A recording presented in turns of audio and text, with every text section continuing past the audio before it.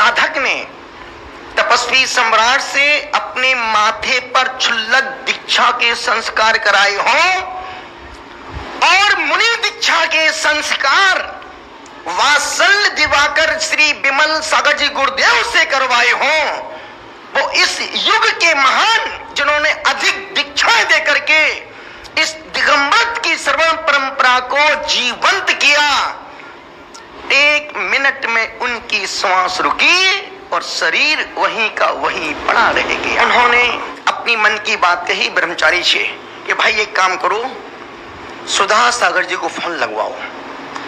और मैं उनसे कुछ अपने शिष्य से उनने फोन नहीं लगवाया, अपने से लगवा दे मोह जाग सकता था, सिर्फ गुरु को नहीं शिष्य के मन में ममत्व बुद्धि मोह की बुद्धि जाग सकती थी। नहीं, फोन लगवाया किसको? सुधा सागर। और वो भी महाराज साहब बिहार कर रहे थे। ठीक है, मैं 2 बार 3 बार, जब तीसरी बार ब्रह्मचारी ने कहा महाराज साहब वहां से फोन आ रहा है, कुछ बात करना चाहे क्या आचार्य महाराज, और कुछ ऐसा स्वास्थ्य हो गया है। कमरे में पहुंचे, फोन लगवाया, स्पीकर ऑन था, वो सहज अपनी बात बोल रहे थे, विराट सागर भी अपनी बात बोल, दोनों की बातें हुई। महाराज साहब उन्होंने शांत, चिंता मत करो महाराज साहब, अब सुबह तक ठीक हो जाओगे।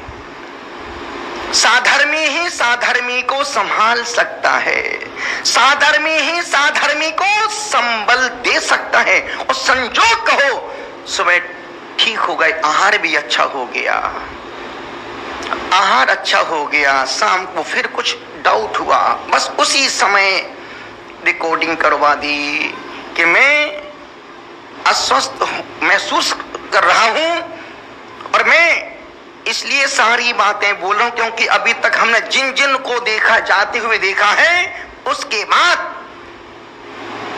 वाद विवाद बढ़े हैं, उलझने पैदा हुई हैं। और मैं कोई भी ऐसा कार्य करके नहीं जाना चाहता हूं जिससे मेरे संग में भी संवाद हो। और मैं अपने संग के योग से, मेरे सारे शिष्य समर्पित हैं, सारे शिष्य समझदार हैं, सारे शिष्य मेरे आज्ञानुवर्ती हैं, एक भी शिष्य मेरी मर्यादा के बाहर नहीं है। उसके बाद भी दायित्व तो एक को ही सौंपना पड़ेगा, मैं 9 को दायित्व नहीं सौंप सकता हूं। इसलिए मैं अपने शिष्य विशुद्ध सागर को अपने संघ की व्यवस्थाओं का दायित्व भार सौंप रहा हूं। तो इस युग का सबसे बड़ा विवेक बुद्धि का काम किया तो आचार्य विराट सागर जी महाराज ने कि संपूर्ण दायित्व पद दे करके। सोचो ना कितनी बड़ी बात है।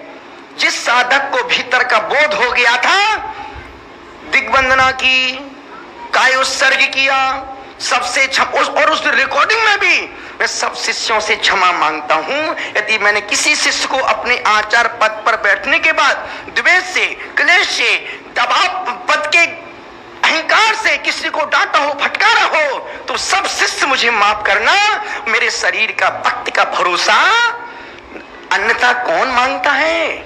कौन किसके हाथ जोड़ता है? जब भीतर का उद्धार का वक्त आता है तभी व्यक्ति हाथ जोड़ के क्षमा मांग करके अपनी अनंत की यात्रा पर निकलता है।